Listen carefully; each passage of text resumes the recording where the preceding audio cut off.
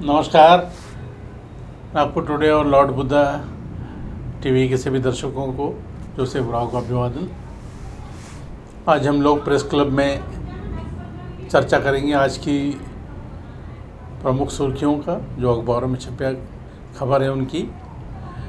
सबसे पहले चर्चा करेंगे महाराष्ट्र में जो अभी तक कैबिनेट का विस्तार नहीं हुआ है, उसको लेकर असमंजस की स्थिति है।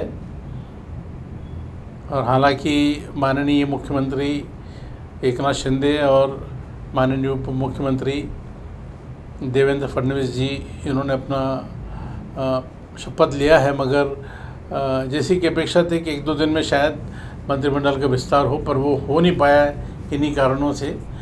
और अभी आज की ऐसी खबरें आ रही है कि शायद ये दोनों नेता दिल्ली जाएंगे और वहाँ पार्टी के आला कमान, यानी पार्टी का आला कमान मतलब भारतीय जनता पार्टी के आला कमान से बात करेंगे कि किन किन मंत्रियों को, किन किन विधायकों को या पूर्व मंत्रियों को जो है फिर से कैबिनेट में लिया जाए। ये ऐसी चर्चा होगी। और चूँकि शिवसेना और एकनाथ शिंदे साहब का जो ग्रुप है उनके तो कोई आला कमान है ही नहीं, वो खुद ही आला कमान है आजकल। तो एक माननीय मुख्यमंत्री और उप मुख्यमंत्री दोनों दिल्ली जाकर बात करने वाले हैं। मगर दूसरी एक चर्चा ऐसी भी है कि ये मंत्रिमंडल का विस्तार जो है 11 जुलाई के पहले नहीं होगा, क्योंकि 11 जुलाई को सुप्रीम कोर्ट में एक अहम फैसला आना है, जो सदस्यता के निलंबन की, जो बाकी सदस्य उनके निलंबन के बारे में है, व्हिप का उल्लंघन करने के बारे में है। 2-3 पिटीशन फाइल हैं वहाँ पर। तो वो सारा जो है सुप्रीम कोर्ट में 11 जुलाई को शायद उसका फैसला आएगा। दूसरी ऐसी भी चर्चा है कि एनडीए की जो रूलिंग पार्टी जो है उसके उम्मीदवार जो है राष्ट्रपति पद की माननीय श्रीमती द्रौपदी मुर्मू, जो माननीय राष्ट्रपति के पद के लिए उन्होंने अपना नामांकन दाखिल किया है, वो 14 जुलाई को मुंबई में आ रही है। और वहाँ वो सभी विधायकों से बात करेंगी, जैसे कि चर्चा होती है, जैसे कि वो अपने समर्थन के लिए जुटाने के लिए सभी राज्यों का दौरा कर रही है। और माननीय राष्ट्रपति को चुनाव जो 18 जुलाई को है, उससे पहले ये महाराष्ट्र में वो आना चाहती है। अभी उनके दौरे काफ़ी जगह हो गए हैं और ये 14 जुलाई को जब आएगी तो शायद इसके ऊपर वो सब लोग विधायक वहाँ रहेंगे, चाहे किसी भी पक्ष के हो, सब लोगों से मिलने वाली है, ऐसा प्राथमिक संकेत है। और अभी तक जो है स्थिति है कि भारतीय जनता पार्टी ने श्रीमती मुर्मू को अपना उम्मीदवार, या एनडीए ने अपना उम्मीदवार जाहिर घोषित किया है।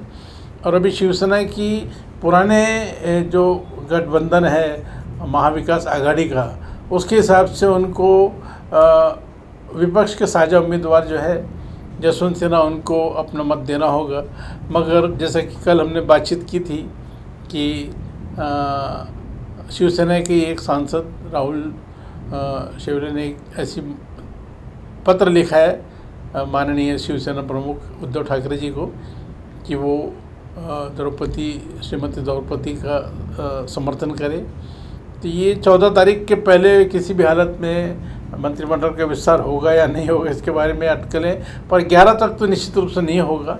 और उसके बाद अगर 18 को जो है चुनाव है, फिर सारे विधायक फिर मुंबई में रहेंगे, क्योंकि उस दिन शायद अधिवेशन चालू होने की बात हो रही थी, मगर वो अभी तक उसके बारे में फाइनल कुछ आया नहीं है। तो कहा जाता है कि शायद 25 जुलाई से होगा ना, पर अभी तक सरकार की ओर से या बिजनेस एडवाइजरी कमेटी की ओर से ऐसा कोई स्पष्ट संकेत नहीं दिया गया है। ये तो आने वाले दिनों में मालूम पड़ेगा। मगर इस बीच में शिवसेना के सांसद जो है उनमें एक विचित्र असंतोष नज़र आ रहा है। और कुछ लोग, जैसे अखबारों में छपाया आज, कि शायद कुछ लोग अभी की जो शिवसेना अभी तक जो माननीय श्री उद्धव ठाकरे के साथ में थे, शायद कुछ नाराज़गी उनकी दिख रही है। और जो लोग उनका विरोध करने की बात कर रहे हैं, उनके ऊपर सख्त कार्रवाई भी हो रही है। उसमें सबसे पहला नाम जो आता है वो हमारे यवतमाल की सांसद जो है श्रीमती भावना गवली इनके साथ हुआ है।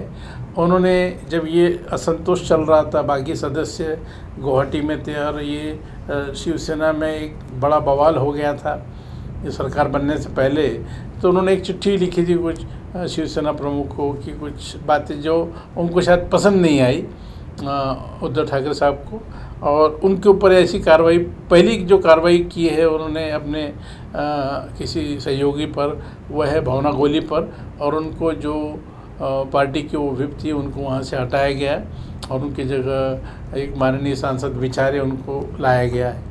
तो ये इस तरह से अभी ये शिवसेना में अंदर में जो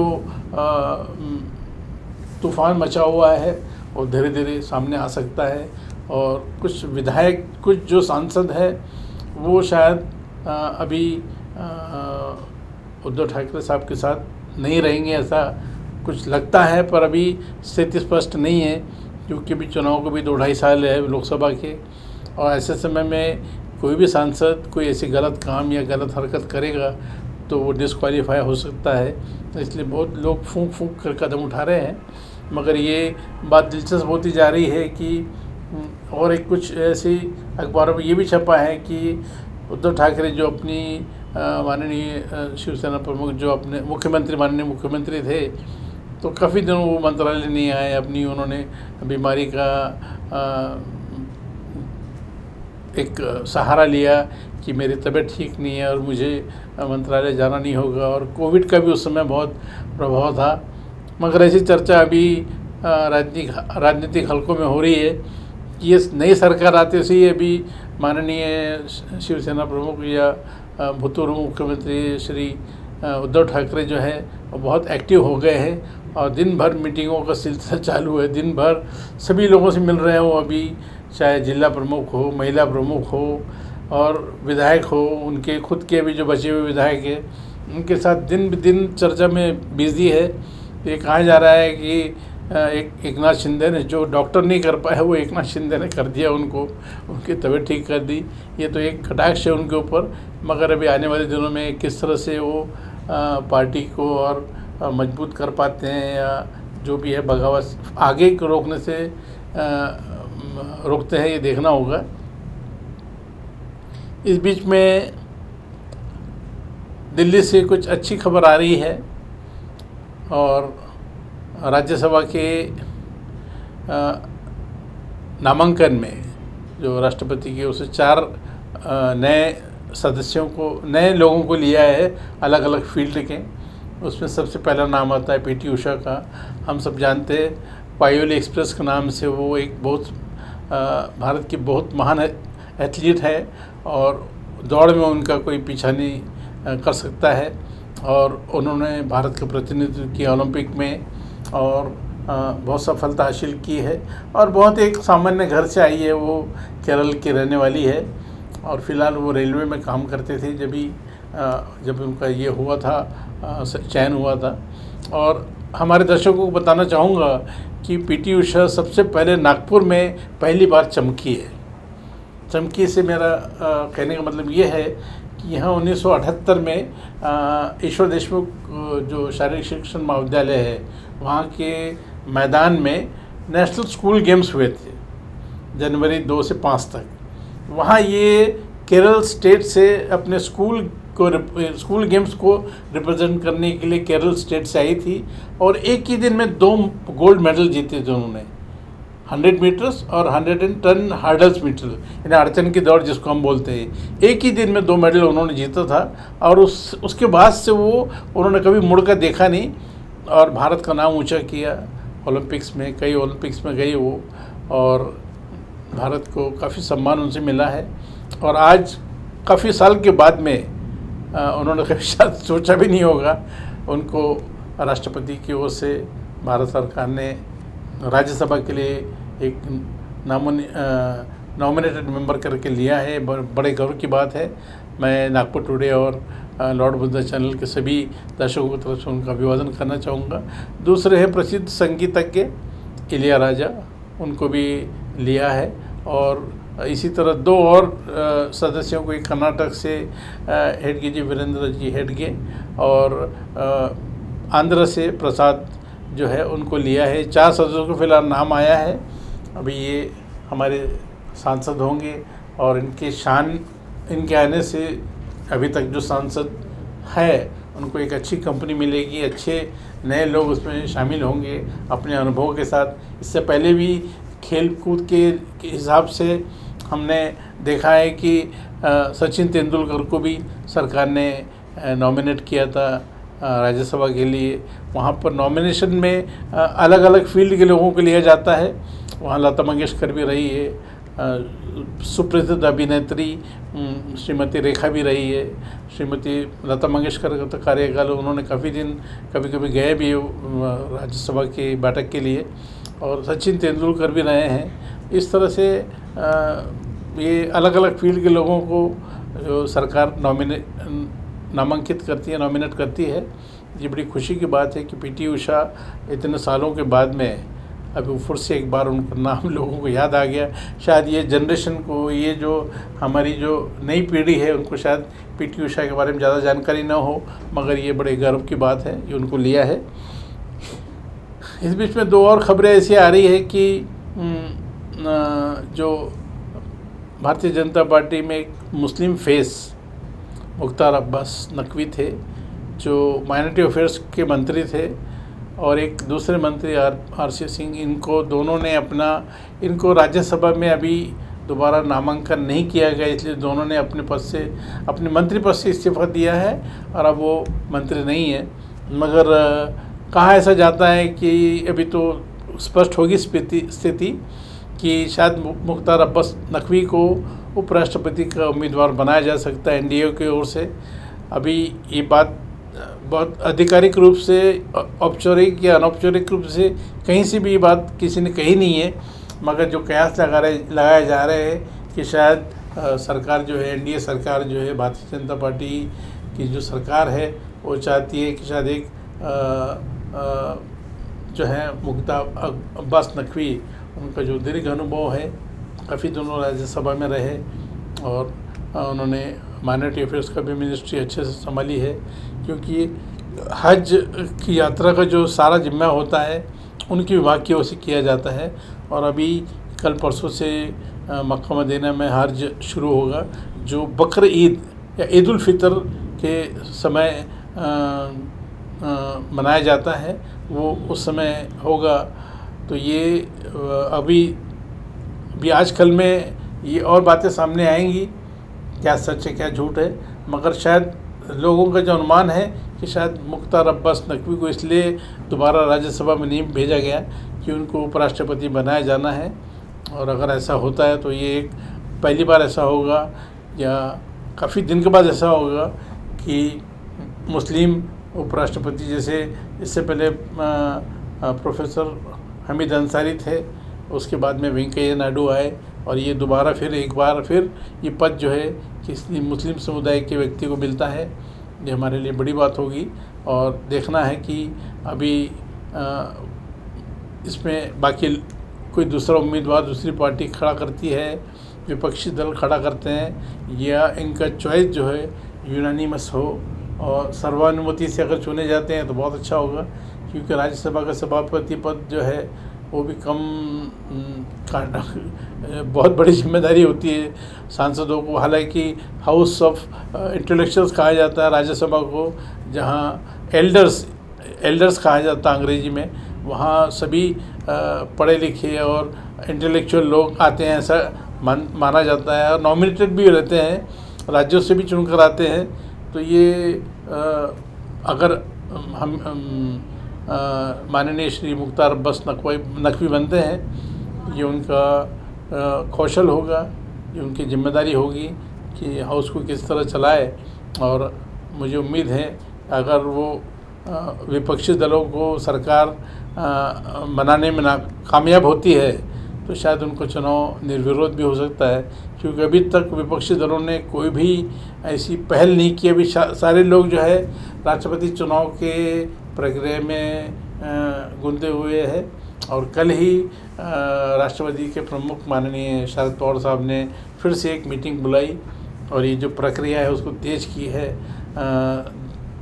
बातचीत का लोगों से, समर्थन जुटाने का माननीय उम्मीदवार श्री यशवंत सिन्हा, जो भारत के विदेश मंत्री और अर्थ मंत्री रहे, उनके समर्थन जुटाने के लिए उनकी पहल चालू है और सभी दलों से बात कर रहे हैं। वो जितने विपक्षी दल हैं, ये तो देखना होगा। ये प्रक्रिया ख़त्म होने के बाद, राष्ट्रपति चुनाव की प्रक्रिया ख़त्म होने के बाद, ये कम से कम वोटिंग ख़त्म होने के बाद 18 जुलाई के बाद 18 और 23 21 तक का समय है, क्योंकि 21 को मतगणना होगी और उसी दिन ये मालूम पड़ेगा हमको कि हमारे देश के नया राष्ट्रपति कौन है या कौन है। जैसे कि 2 ही उम्मीदवार बचे अभी चुनाव में, माननीय श्रीमती द्रौपदी मुर्मू और माननीय श्री यशवंत सिन्हा। इन दोनों में से कौन अगला राष्ट्रपति होगा, ये तो 21 तारीख को ही मालूम पड़ेगा। उसके बाद शायद उपराष्ट्रपति के नामांकन के लिए नामों की चर्चा या दूसरा दौर शुरू होगा। तब तक ये सबको इसका वेट करना होगा, हम लोग भी इसका वेट करेंगे। शिवसेना की जैसे हमने बात की, एक बार आपको फिर से ले चलता हूँ महाराष्ट्र की राजनीति की तरफ, जहाँ हमने भावना गवली और बाकी लोगों की बात की। शिवसेना के एक वरिष्ठ सांसद जो विदर्भ से ही है, ताल्लुका रखते हैं, आनंदराव अडसूल, उन्होंने भी कुछ नाराज़गी जताई है और उन्होंने शिवसेना जो है, ठाकरे साहब का जो कैंप है वो छोड़ दिया है, ऐसी खबरें आ रही है।